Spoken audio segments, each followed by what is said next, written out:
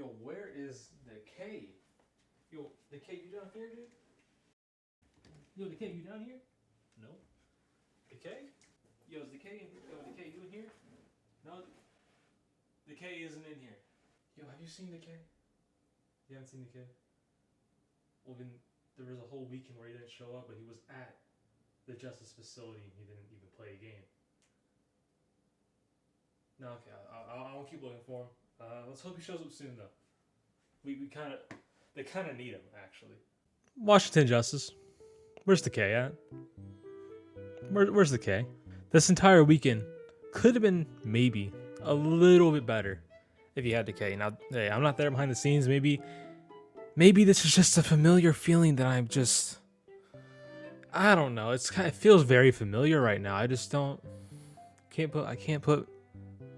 I don't know. But anyways, that weekend, what a weird weekend. Weird games that we did not expect to come out. Paris being good right now in this meta. Atlanta being, so far, week 1, best team in NA week 1. Not best team so far, but week 1 they were good. Paris Turtle coming out pretty strong. Toronto Defiant pretty up and down still, still trying to find what they're good at. It's just a very strange weekend. Then you look at the APAC side of the region. I still haven't watched all the games, but what I've seen are some of the big ones that no one expected.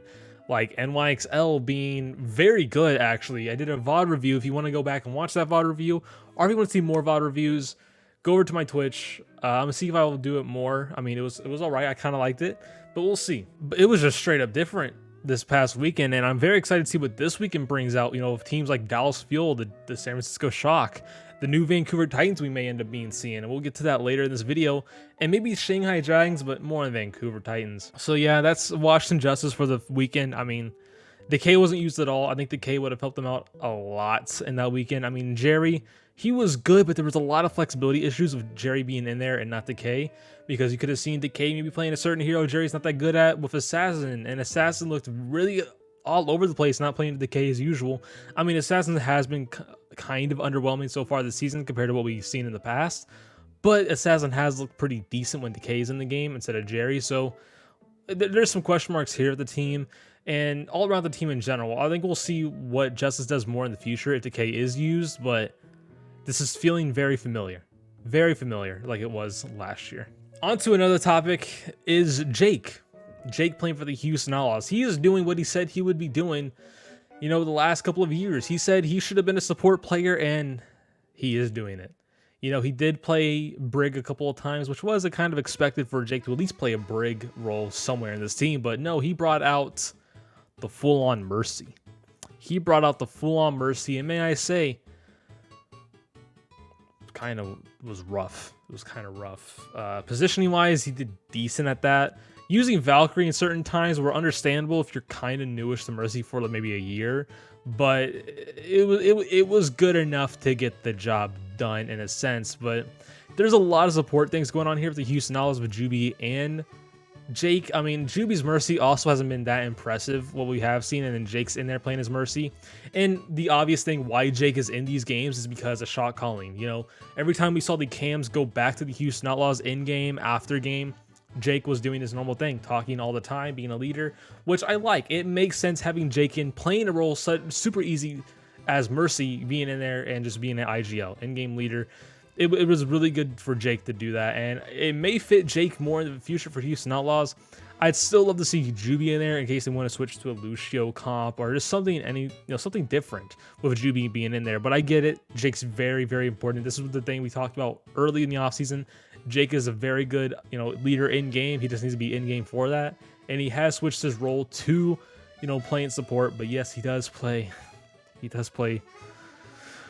DPS sometimes, but Jake, he's still solid at the game, but his Mercy has been rough. Give him some more weeks, give him maybe a month or two, which may be a little bit too late at that point, but his Mercy can be really good. But so far what we've seen was rough, but he is a huge shot caller for the Houston Outlaws.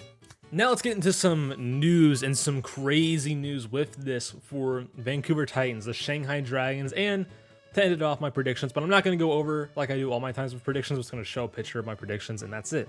So Vancouver Titans. If you guys did not see, Shredlock has retired from the game. He is going to be going to school. He's going to hang out in Vancouver for a little bit, but go right back to school.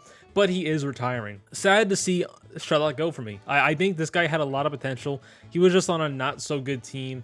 And, you know, a lot of issues with Vancouver Titans, maybe behind the scenes that, you know, from season 2 to 3 and now in season 4. So I would love seeing Strelak go on a better team. Maybe he could have grown a lot more of that. I think Strelak was one of those main tanks that had a lot of potential, but just he was on a really bad team and did not look good. And maybe it could have been some of the coaching, but it's sad to see him go. But for a main tank coming in is Changsik. There's a lot of rumors right now. People talking on my Discord, Bazo, you know, kind of a leaker. And then you have the Halo of Thoughts leaking it as well. Changsik coming to Vancouver Titans, which is interesting. I don't hate it and I don't love it.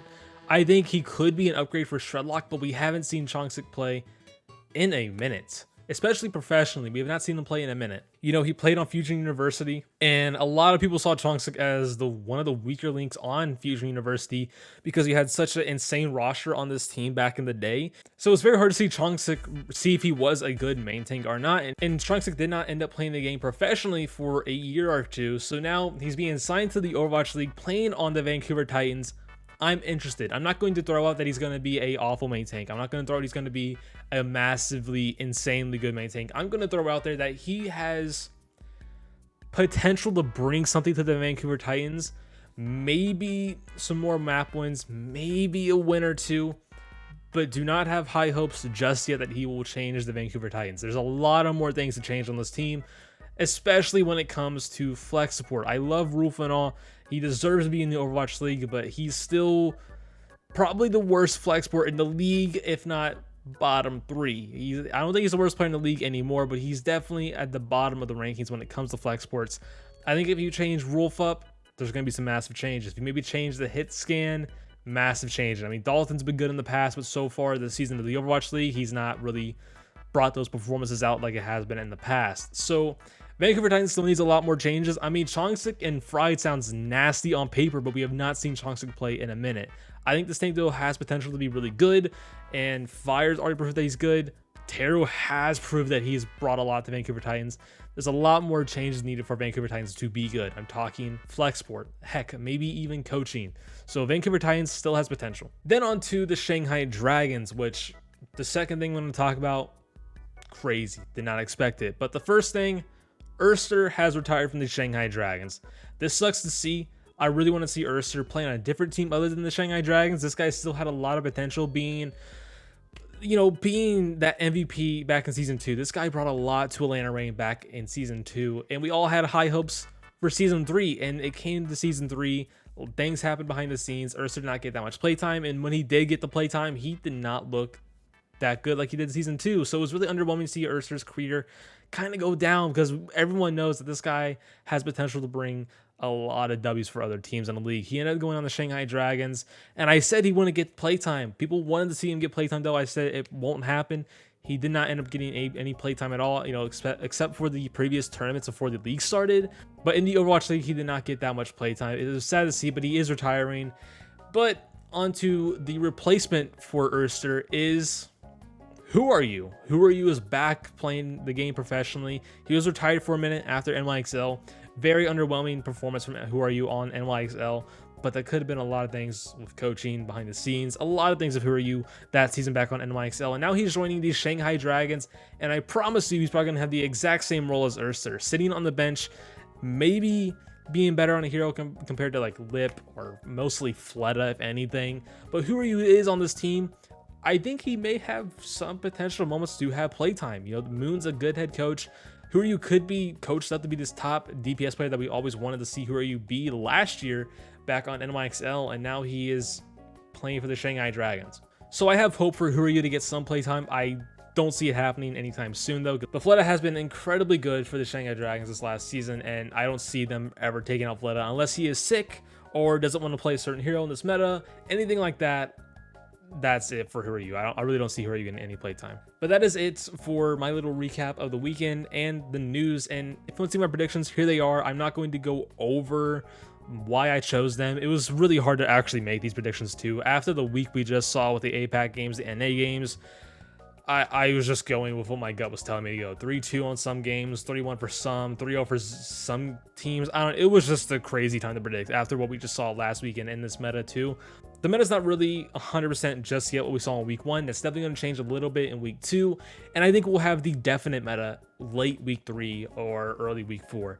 That's what I think, but the meta we have seen week 1 could be the meta. You know, a lot of Orisa, a lot of Echo, which I do think Echo is going to be the main DPS that we will see this upcoming couple of weeks in the entire June joust. But that's all I got to go over with you guys for this video. So if you guys want to stay more into Overwatch League news and Overwatch League stuff in general, don't forget to subscribe down below. Also, don't forget to join my Discord down below as well. Don't forget to follow my Twitter and my Twitch. And don't forget to hit that bell. And don't forget to leave a like, comment, and subscribe down below. And I'll see you guys on the next one.